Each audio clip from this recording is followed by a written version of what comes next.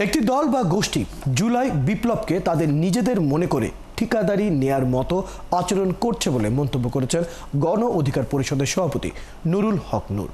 এছাড়া তিনি দাবি করেন ৫ আগস্টের পর অন্তর্বর্তী সরকার দেশের আইন শৃঙ্খলা নিয়ন্ত্রণে ব্যর্থ হয়েছে।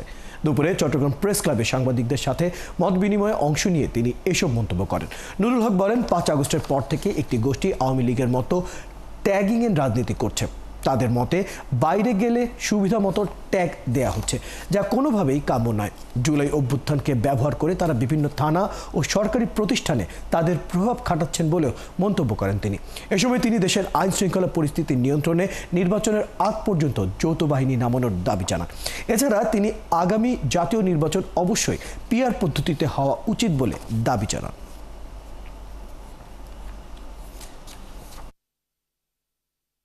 গত 11 মাসে খুব দুঃখজনক কিন্তু আমাদের আইন শৃঙ্খলা পরিস্থিতির অবস্থা দেখেন।